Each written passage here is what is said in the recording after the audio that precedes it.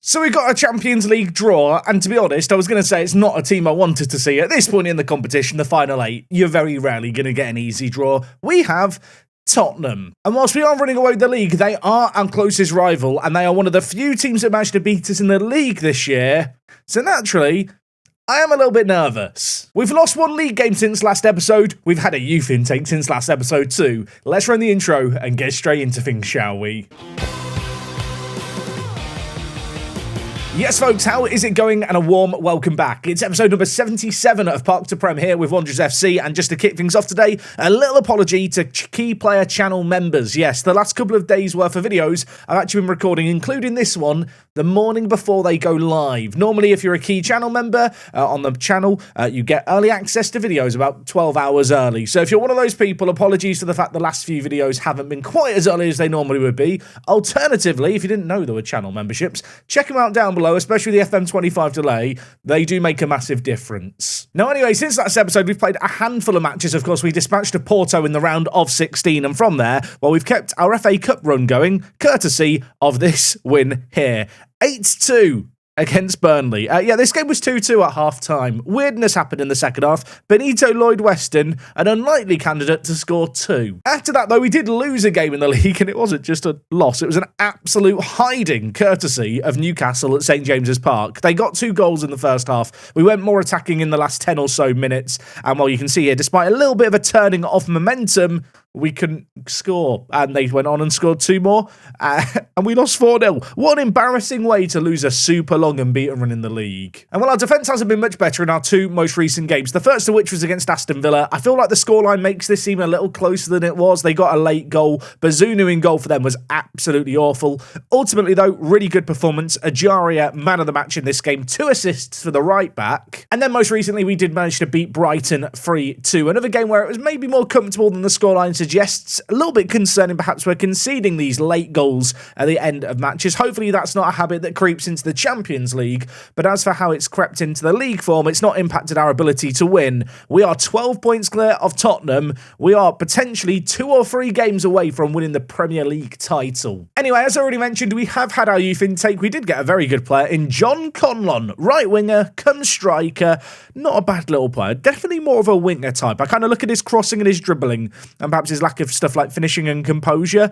To be fair, I always look at, finishing, composure off the ball for a striker. He's kind of lacking in all of those, although then again, he is 15, so maybe I'm just discounting him too soon. His mentality, his personality isn't the best at fickle, but he's got room to grow, so we'll see if we can make something of him. And there were a couple of other okay-ish players. No one who's super standout. I'm going to jump into the first team. Mark Fakir here, not a bad little player, a left back. And Calvin Spriggs here, a little bit of a playmaker-y type player. Naturally a left attacking mid. To be honest, I think he's more of an advanced playmaker through the middle. Of the players in the intake, he might be the one with the best current ability, especially as an advanced playmaker, but still a long way away from being in our team, and also we don't play with advanced playmakers, so it's not actually that useful for us. I am currently training him to play as a regista. If he learns to play defensive mid, I think he could be quite good. Anyway, in terms of plan of attack for today, we've got the first leg against Tottenham. Midweek, there's a game against Man City in the league. I'm not going to worry about that, but we are, of course, going to come back for the second leg. We have got the FA Cup semi-final on the horizon. I'm going to save that for next episode. If we make it to the Champions League semi-final, it'll be a triple header to start the week on Monday. If we lose in that, well, at least I have an FA Cup game to cover, if we're not in the Champions League next week. I'm trying to kind of hedge my bets. Anyway, Napoli, I'd argue, are perhaps the weakest team still in the competition. They're taking on PSG. Maybe they can cause an upset there. As for us in this first leg, well, we're away from home. We've got hope for the second leg. I'm going to hope here that we can just stay in the game a bit like we did against Porto and give ourselves a chance for the comeback. In terms of team news, everyone is fit. A really rare scenario to find ourselves in this year. So with that in mind, it is our full strength starting 11 today. No messing around. I'm getting straight into things. We're at the crunch point in the season. We are, of course, still in the FA Cup. The treble is still on. I don't expect Tottenham to be easy. I know people think of Tottenham, obviously, in the real life Tottenham, and think, well, they can't be that dangerous. Look, we're 10 years in the future. They've got rid of that Botley DNA. They have some good little players. Like I mentioned earlier, they are one of the few teams. We've lost 3 games in the league all year. They are one of the few teams that actually managed to beat us in the league. We can't afford to underestimate them, especially on the road. Okay, Champions League night under the spotlight. We're playing in our black kit. We are hoping to cause Tottenham some issues. Of course, Sarr in this universe was once the second top goal scorer in the Premier League from defensive mid. The man is an absolute monster. Got to be a little bit wary of him, and when he finds himself with space in the middle here to give it wide to Doggy. Interesting to see. A few familiar faces in the Tottenham team still, even this far in the future. Balls float to the back post. Not the best punch away, but I suppose it will do for now. Aguado for them has the ball, cutting inside, gives it back to Butera, who Doggy, lovely little pass inside, it has to be said. Tottenham knocking the ball around with some confidence, but Ashley Phillips wins a really good header, and then Sheldon forgets that the football exists at his feet, gives it away, and Narty only just shot wide. 20 minutes into this game. There are chances coming, there are chances happening. We cleared the corner initially, although Wallace there, I think, had more time than he realised to maybe do something better with the ball than just surrender possession. Colwell has the ball for them, gives it to Angelo, played inside, Narty shoots, the pass was deflected, the shot was not, and it's found the back of the net. That's not good. Colwell drifted wide with the ball here, and then as the ball was played across, it just took a really wicked deflection. Angelo's pass here falls straight to Narty as a result, and Anson just couldn't get down to it. All right, you know what? It's time to demand more. A goal down away from home. We've had 58% of the ball. We're having plenty of the possession here. Struggling really to make anything happen, though, going forward. 2 shots, 0 on target.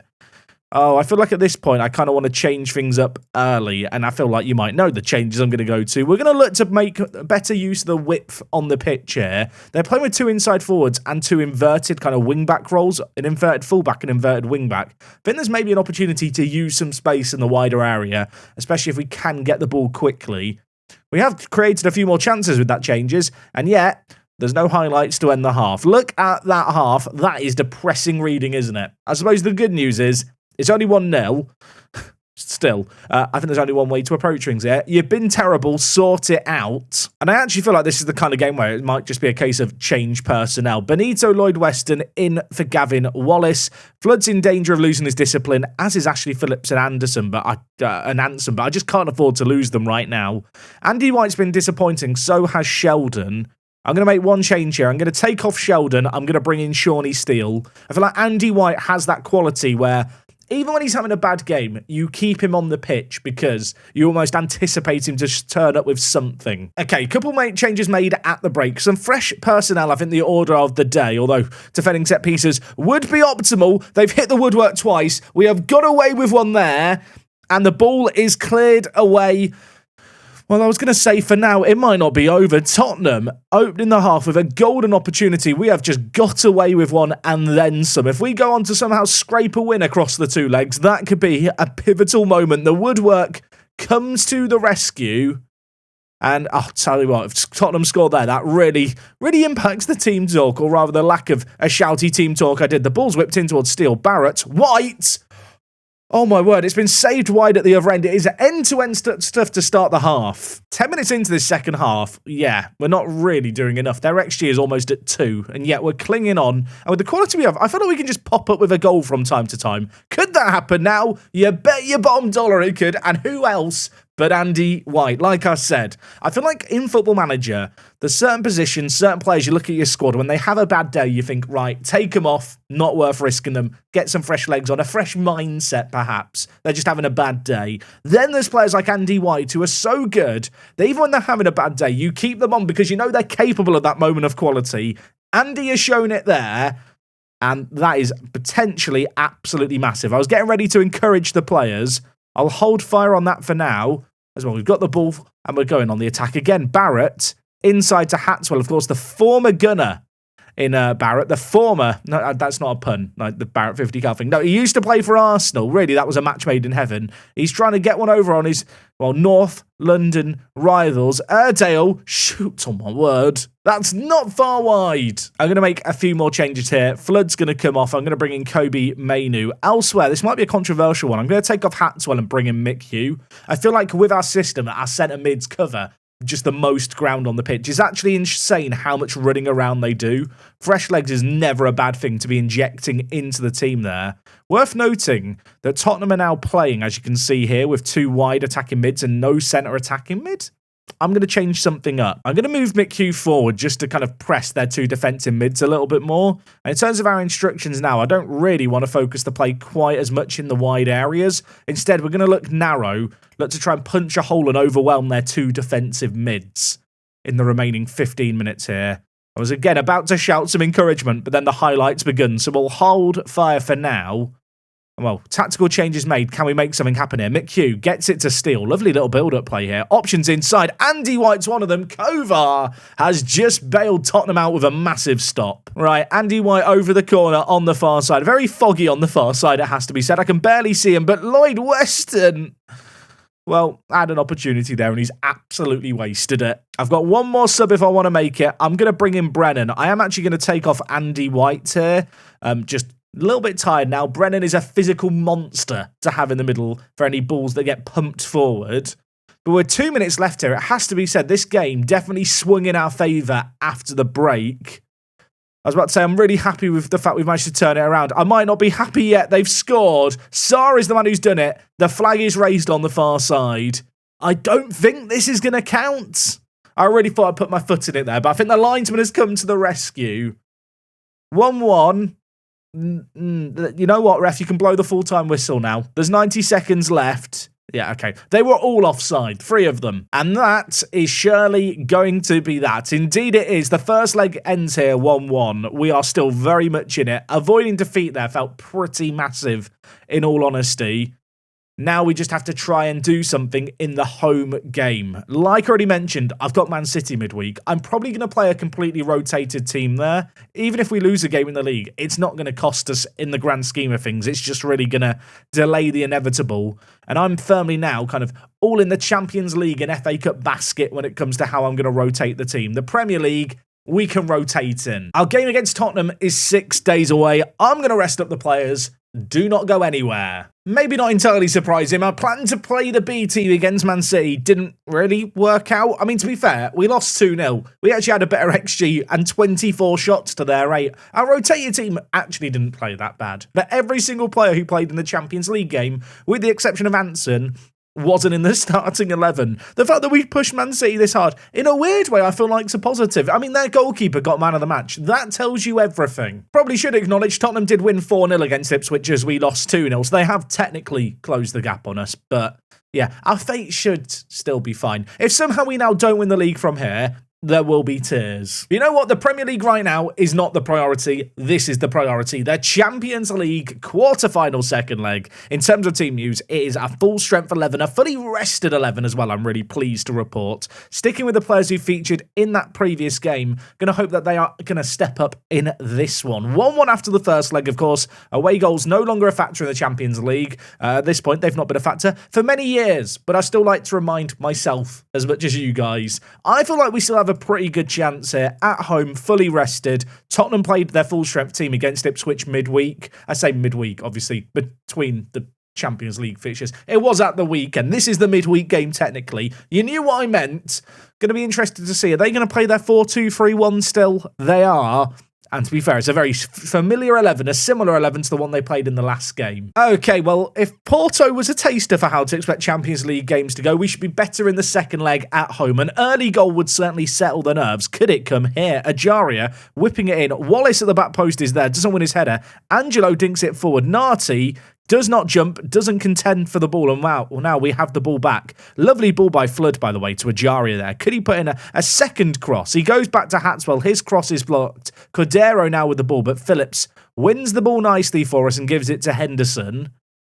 And well, we're going to now look to build it out from the back. Barrett to Wallace. Options in the middle. Flood dinks it. Barrett, lovely build-up play. Is there end product? It hits the post. It comes out. Ajaria heads it back into a dangerous area. The woodwork, I want to say it's still shaking. I'll be honest, it was barely shaking when the ball struck it. Could still be an opportunity here, though, because Wallace blazes his effort over the crossbar. That was a chance. We're into the business end of the season, aren't we? Games like this feel like they matter all so much more. I'm nervous. Barrett, what can you do here? Whips in Dorrington.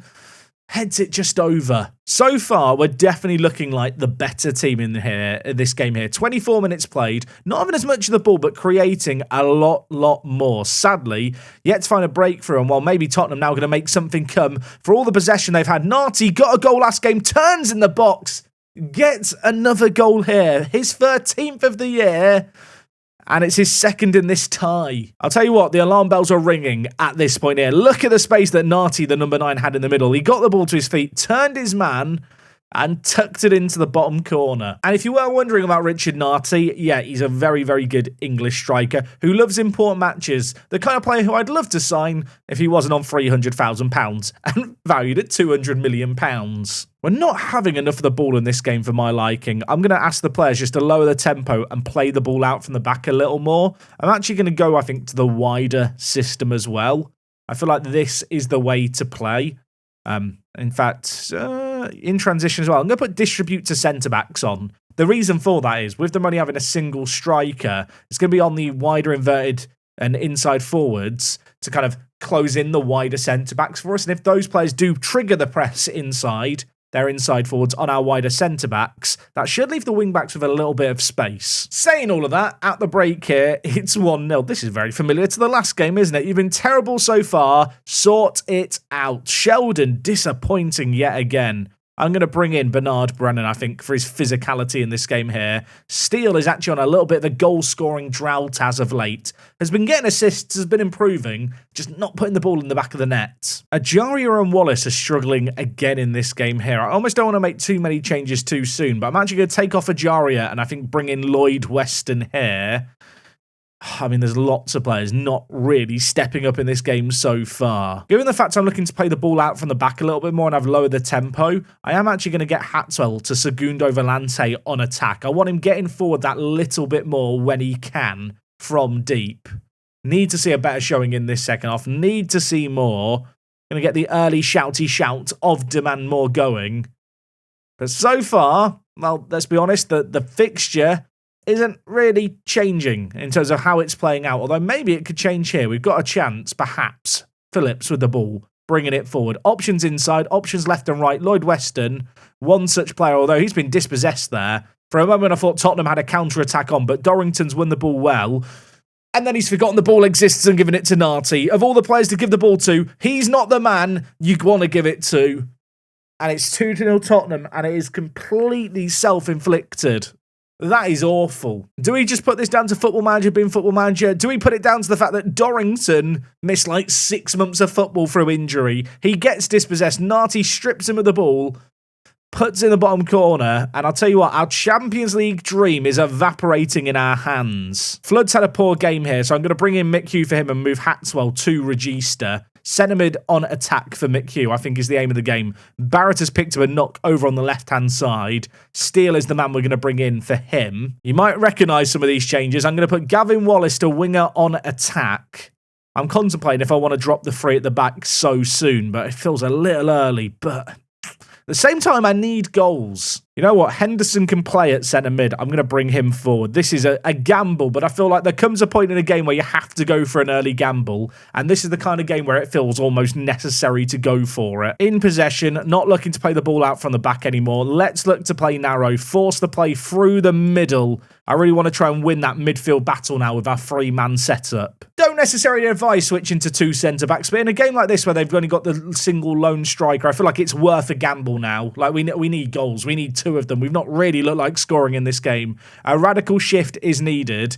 Let's see if it can pay dividends here as Henderson plays it forward to Brennan, who finds himself with options in the middle. Wallace cutting inside. The number 7 pulls the trigger. Koval makes a save. It would have been a lovely goal had it gone in, but I mean, it never really felt like it was going to go in, did it? Shout out to man more at the players here. Few reacted well. A few sad faces as well. Corner now. Lloyd Weston to float it in towards the back post. Phillips is there. We have 1 goal, folks. We have 1 goal. We need another. Benito Lloyd Weston whipping it to the back post, winning the header was Phillips. That is nice. Hatswell looks absolutely exhausted for us at Regista. I'm going to bring in Kobe Mainu for some fresh legs. The Regista role is a deceptive one. Whilst the player doesn't move up and down the pitch quite as crazily as, say, as Segundo Volante, kind of the lateral movements they have to make across the pitch definitely add to the distance travelled. Anyway, having got a goal, I'm going to hope the Tottenham here don't just reply immediately. They've gifted us the ball. Henderson reads it nicely. Wallace has the ball. The game fizzles out into nothing there. I guess it's because I was making tactical changes. Look at the match momentum. Since we've made our changes, we're on the front foot. We need, however, one more goal. There's 3 minutes to make it happen. And while Mick Hugh has a free kick here. If we score here, it will be absolute limbs. The number 22 shoots! And it's gone just the wrong side of the post. 5 minutes of added time, 4 minutes of it remaining. I mean, we are at the point of absolute desperation here now, aren't we? I'm kind of looking at the pitch thinking, who can I move forward? How can I make this more attacking? I mean, at this point, what is this? This is just pure desperation, isn't it? Hit early crosses, more direct. Just get the ball in the middle. In transition, over the top we go.